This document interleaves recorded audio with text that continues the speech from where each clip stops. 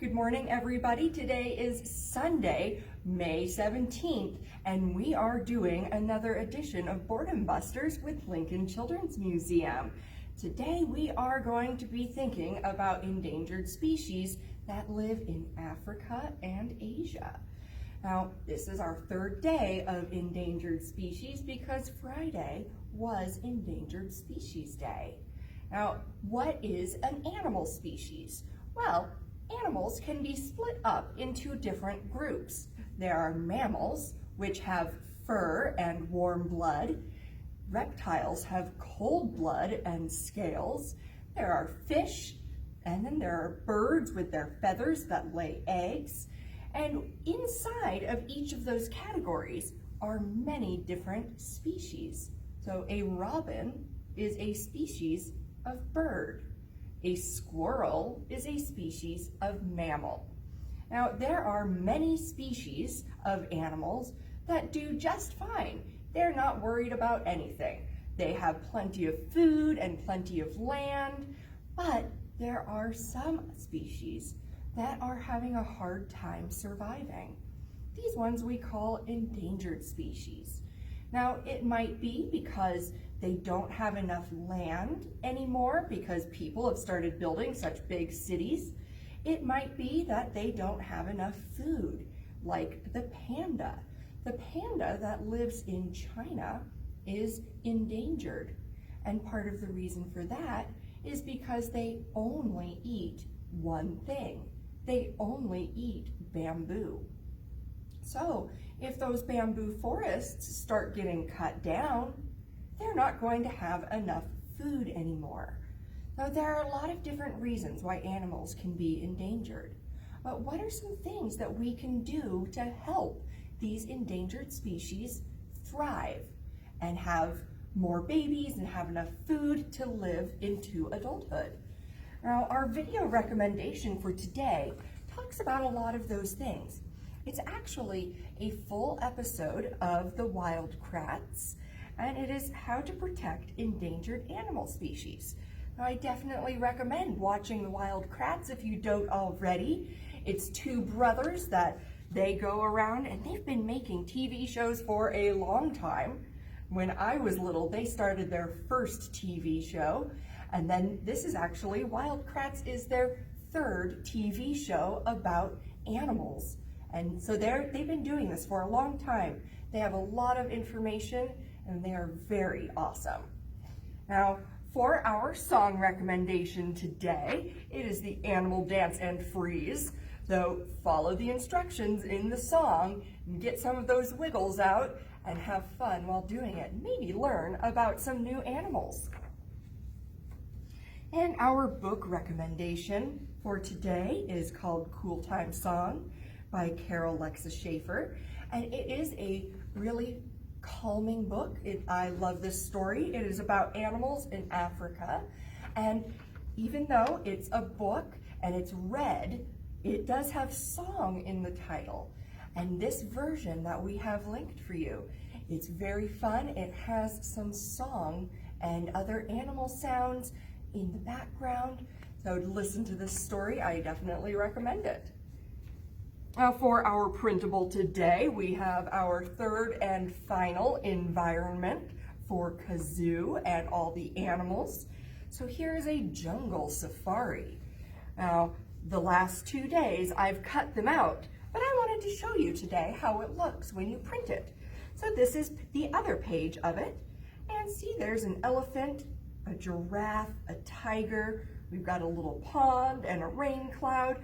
So these are the pictures that you cut out and then play your little scene on the background. Now, I like to keep mine in an envelope so that I can come back to them and play with them whenever I want. Now, we have our community going on, and I would like to remind everybody about that. If you see #HeartfeltRewards on any of our posts, go ahead, repost it, tag your friends, and be entered to win to be one of our featured friends. And we will be having on the last day of May a community celebration. It's So keep your eyes open for more information on that. And for more information on Heartfelt Rewards, just look on our Facebook page or our website, www.lincolnchildrensmuseum.org. Now, while you're at our website, you can check out our online store. We do have all of those fun toys that you love from our gift shop. Those are all available for purchase online, as well as our spring house kits. So don't forget, we are still doing these, even though it's starting to almost be summer out there. Maybe you could make a summer house. Now, the kit comes with a cardboard house, frosting, candies and cereals for decorating, and you can use any kind of rocks or pine cones, anything from outside to add to it. Now, it is like our candy house that we do in winter around Christmas time, but with a spring twist to it. All right, now for our activities. We have 3 activities for you today that I'll be showing you. And our first one is to make a jungle safari using cardboard tubes. Now you can choose a region. I've chosen African animals here, but you could easily choose Asian animals. And linked, we do have some lists of those critically endangered animals from the different regions. So I got a big one here. I was thinking about making this one into a giraffe because giraffes have such a long neck, and you can use a regular toilet size for other animals. You could even cut them down if you wanted to make a small animal. Now, I'm going to go ahead, I will show you how I'm going to make this into a tiger. Now I have some orange and black paper. I also brought out some googly eyes just for fun. And then I have tape, glue, anything that will work for you to get those things onto that roll. Now, I definitely recommend doing tape to get that base layer on there. All right, let's see. So first thing, I want to make sure it's the right size. All right, so there's that. Now to make sure this is a straight line, I'm going to just fold my paper here, match up these edges, and there we have a straight line going across. And I will just cut along that crease that I made. I need to see how much of this paper I need to go around the tube. So I'm just going to cut the whole piece here and then measure. All right, it looks like I can cut it about here. So there's a little bit of overlap. All right, and I'm going to do that trick again. See, if I cut it like this, it would be crooked. But if I line up that edge and fold it there, that is a nice straight line. And like I mentioned, I definitely recommend using tape to get this onto the tube. I have found through many years that it just stays on better. If you use glue, you have to hold it and wait for it to dry because the paper wants to be flat. So I put a little piece of tape on this side here, and I'm going to tape that directly to the tube, and that will anchor that paper to the tube so that I can wrap this around and make sure it's nice and tight. All right, now I'm going to use another piece of tape. I put a little piece down here and a little piece up here. All right, so there's the basic of my tiger body. Now I need some stripes. So I've got some black here, and you can cut it in whatever kind of stripe you like. You can do it in straight lines or in little kind of pointed lines like that, like really tall triangles. I'm going to do some in those really tall triangles because when I think about a picture of a tiger, it usually seems to have, the stripes are not straight. So I'm going to cut some of these out. And then I'm going to use some glue stick for these. Let's see.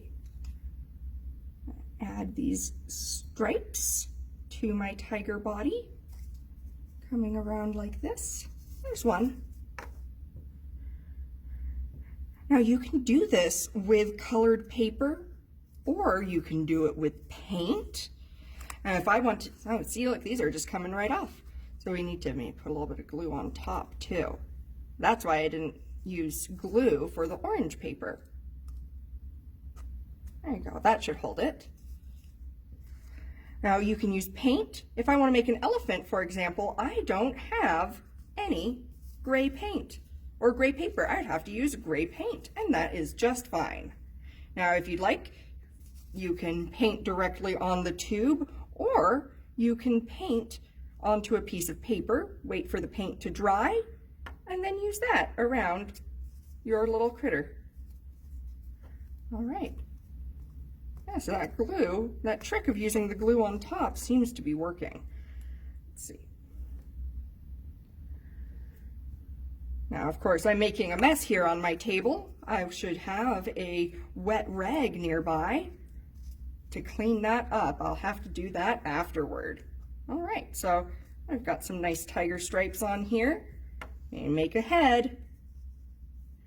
And make a little face. And maybe some googly eyes on it. I do love googly eyes. They make it just a little bit extra fun. And you know what? Tigers normally have a little bit of a white belly. So I'm going to get a little bit of white paint here. And give it a little white belly. There we go. A little white belly on my orange and black tiger. All right, now for a face, you can look at pictures on the internet of what the faces of these different animals really look like, or you can go kind of cartoony. All right, so I'm gonna make some little ears.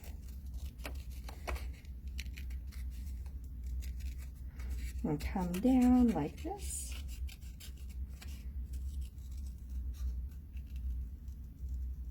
All right, there is my face. And that will end up right there, but I do want to get those googly eyes on first. Let's see, I'll find two of the same size here. Let's go with this size. I think those will look nice on there. All right. I am going to use some white glue. If you do have a hot glue gun, that helps to get them on there faster. Sometimes the white glue can take a while to dry. And then we can use some paint here. And do a little kitty mouth here.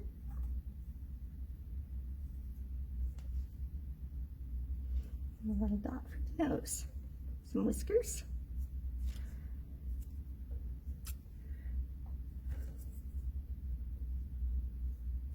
All right, so now we've got our little tiger face ready to go. A little dot up here for inside the ears. There we go. And then we'll need to glue this right here. Now I'm going to use some white glue. I think that will hold a little stronger than the glue stick.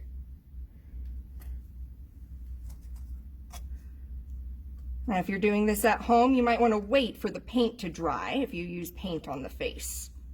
I have to be very careful. All right, there's his face, but we can't forget his tail. Oh, I need to make a little tail here. And I think that instead of doing black paper stripes, I will do a little bit of paint on here for the tail. All right, there's his little tail. And use the back of this one again. Kind of liked the way that looked. All right, and then I'm going to use some tape. Just tape this little tail onto the back of my tiger.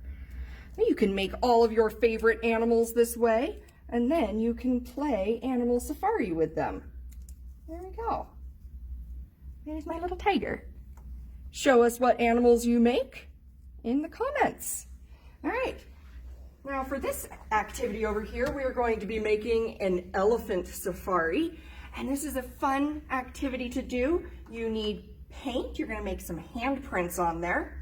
And then gather some things from outside to include on your painting. So here I've mixed together some white and black to make gray.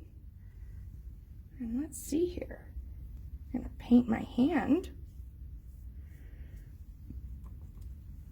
to make an elephant.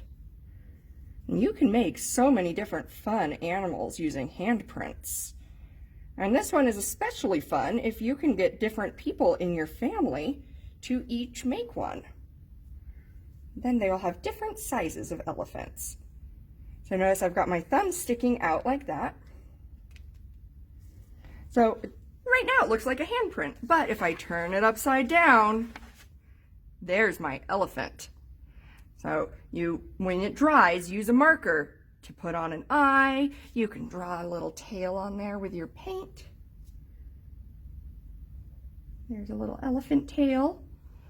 And now you're going to add to it with things from nature. You can paint a background. You can add on some leaves. I'm going to add on a couple leaves. Now I got this twisted stick that I really liked. I think it's left over from a vine from last spring. I'm going to add this one on here. So you can add on all sorts of different things from nature and then watch and see what happens over time. Let's see, let's get this stick to stay. Sticks can be tricky to stay because they are not flat. Really, most things from nature are not flat like paper and can be tricky to get to stay. You might just need some more glue, maybe try a new technique. Glue some leaves on here. And we will wait and see what happens over time with these leaves. And this flower, I picked this flower only about 20 minutes ago, and it's already getting a little bit wilty. All right, there you go. There is your elephant picture. And now this last one definitely requires some grown-up help. What you need is 2 aluminum cans. And if you've got big ones, those are great. The big ones are great. These are the size from soup. There's also smaller ones. If you have small feet, the small ones might be just fine. Now, why am I mentioning feet, you might ask? Well, wait and see. So, what you need to do is poke holes on the part that's still closed. And the way that I found worked pretty well is use a nail and put that nail right on there and give it a little tap. You want to just barely puncture. There we go. So see, it's made a tiny hole. And what that's going to do is stabilize the tip of my screwdriver. Now I've got the screwdriver right there, because if I tried to hold the screwdriver, it just slides around. But I can hold the screwdriver now. Now I have made a nice big hole. And you'll do it again on the other side of the can.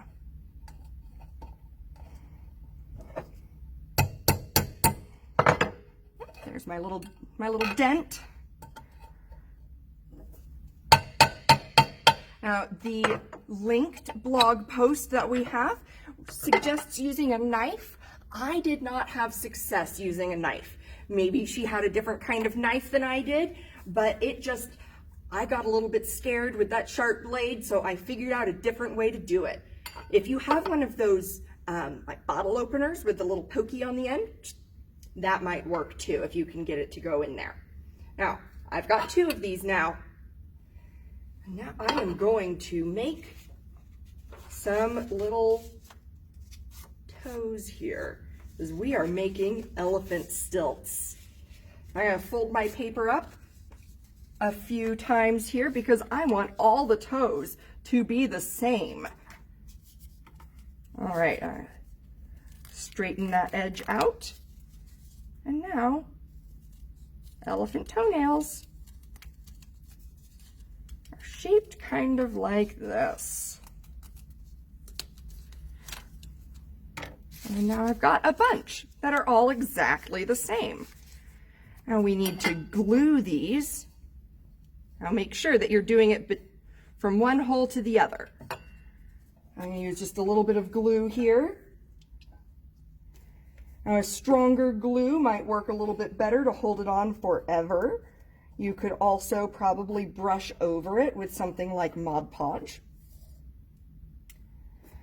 And there's one and two.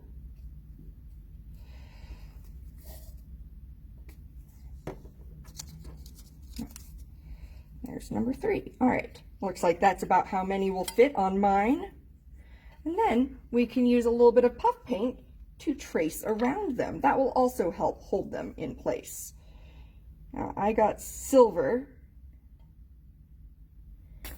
but you can definitely use black or white, or if you want to get silly, you could go with a bright color. All right. So once I get it on there, I'm going to kind of spread it out to make it even, because it's hard to get this paint to stay even. Kind of comes out in a wiggly line.